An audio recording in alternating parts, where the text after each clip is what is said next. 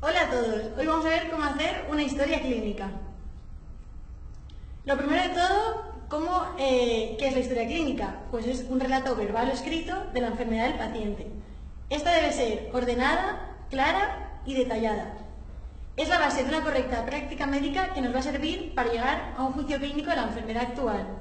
Y esta nos permite establecer una buena relación médico-paciente, es decir, a tener empatía, que es un aspecto fundamental durante el desempeño de nuestro trabajo. Vale, ¿cómo podemos obtener la información? De manera directa o indirecta. Directa hablando con el paciente, o hay veces que nos enfrentaremos a situaciones en las que el paciente, debido a su deterioro cognitivo, a su situación basal, no puede contestarnos, y ahí hablaremos a través de los familiares o cuidadores. El médico debe permitir al paciente expresarse libremente. Debemos intervenir solo para dirigir un poco la conversación donde nos interesa. Es muy importante tener una sistematización durante toda la historia y debemos asegurarnos que estamos siendo comprendidos. ¿Cómo abordar? Pues unas normas básicas de aproximación. Lo primero de todo, presentarse al paciente. Después, explicarle en qué va a consistir la entrevista clínica y la exploración física. Aparentar siempre calma y seguridad, y muy importante, respetar la intimidad y la autonomía siempre del paciente. Lo primero de todo, el motivo de consulta. ¿Por qué viene a urgencias? ¿Por qué ha acudido? Debe ser una frase concreta. Debe incluir el género, la edad y síntomas y signos por los que el paciente acude al sistema sanitario, como por ejemplo, mujer de 70 años que acude por disnea y tos. La enfermedad actual. En esta debemos expandirnos más. Debemos describir todo lo que el paciente nos cuenta, pero traducir a un lenguaje clínico de síntomas y signos. Debe ir dirigida de manera lógica en busca de los síntomas y signos que nos ayuden a interpretar. Lo más importante es identificar el síntoma principal. Debemos identificarlo y detallarlo. Hay que tener en cuenta que el síntoma más aparente para el paciente no siempre será el más importante. Debemos explorarlo y buscarlo bien. Muchas veces los pacientes nos relatan una gran cantidad de síntomas, pero debemos esclarecer el que es el principal. ¿Cómo describirlo? Debemos ver el tiempo de evolución, horas, días, semanas, la forma de inicio, si ha sido súbito o gradual, el curso, si ha sido estable, progresivo, continuo, episódico. Preguntas como ¿cuándo comenzó?, ¿cómo comenzó?, ¿se mantuvo siempre igual?, en algunas ocasiones desaparece. Son muy importantes para esclarecer ese síntoma principal. En caso de dolor, debe describirse la localización, si irradia, el tipo de dolor y la intensidad. Más preguntas que debemos hacernos para describir este síntoma principal serán factores que mejoran o empeoran los síntomas. Por ejemplo, un dolor abdominal de tipo ulceroso se alivia cuando come. Preguntar también por síntomas acompañantes que el paciente relacione con este síntoma principal. Además, muy importante, preguntar por posibles orígenes de los síntomas que pueden atribuir el paciente. Por ejemplo, una diarrea en relación con un consumo de un alimento mal conservado. También preguntar si ha estado tomando medidas para aliviar o controlar estos síntomas, como por ejemplo si ha tomado paracetamol. Además, preguntar por cuadros similares que ha tenido previos.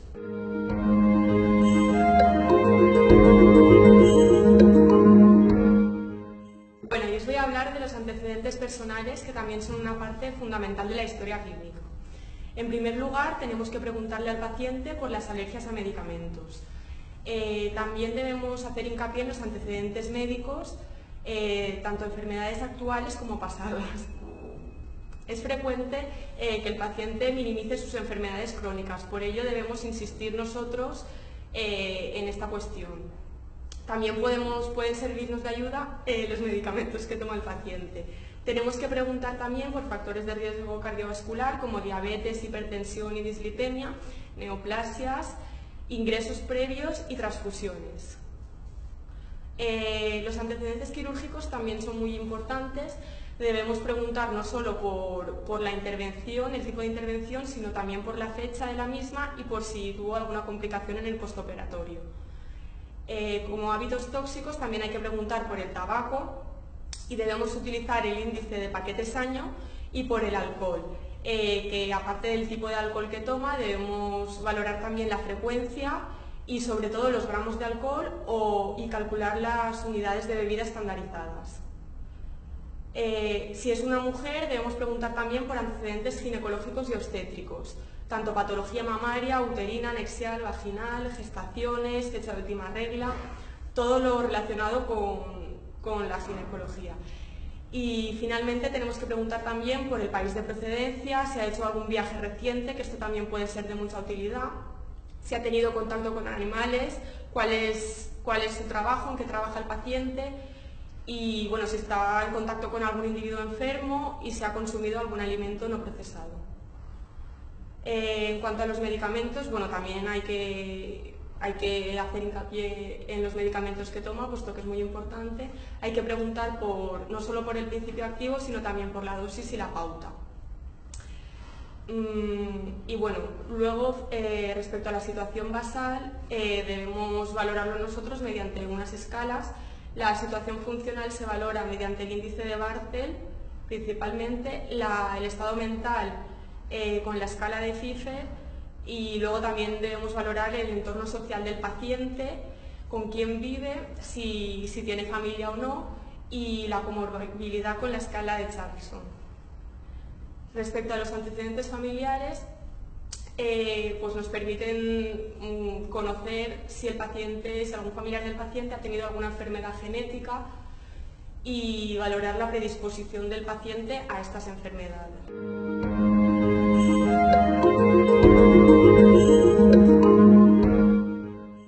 Una de las partes también más importantes de la historia clínica es hacer una buena anamnesis por aparatos y sistemas.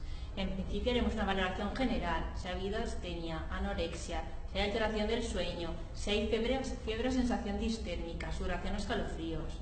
Además, la piel de la mucosa también veremos si hay un cambio de coloración, si hay aparición de lesiones, de nódulos o adenopatías, además de prurito. Ya pasando al aparato cardiovascular, tendremos que preguntar si hay dolor torácico, si hay palpitaciones, si hay edemas, y además claudicación intermitente. En cuanto al aparato respiratorio, es importante la valoración de la disnea, la duración de esta, la intensidad, la forma de aparición y las condiciones en las que aparece. Es muy importante saber si es basal, si es hacer ejercicio, si es subiendo una cuesta. Además, hay que valorar la tos, pero esa tos puede ser productiva o no productiva, que es la que llamamos tos seca, que también nos orientará.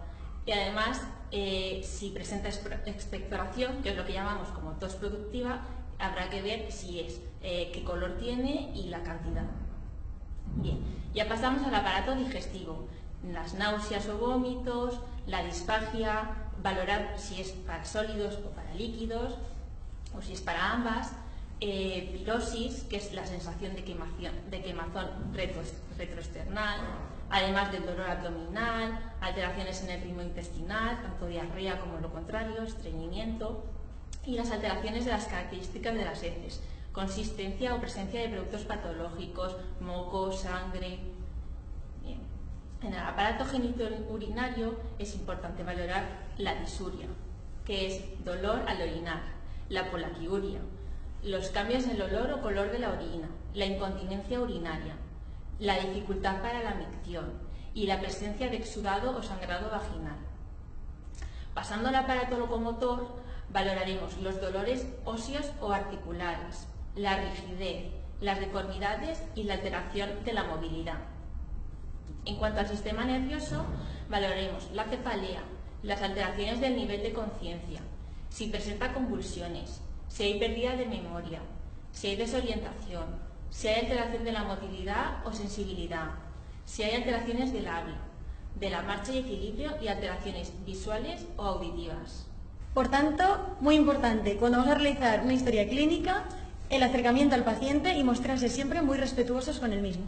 Valorar el síntoma principal del paciente para orientar la historia clínica. Además, debemos saber qué piensa el paciente sobre su enfermedad y, por supuesto, revisar exhaustivamente tanto los antecedentes personales como los familiares.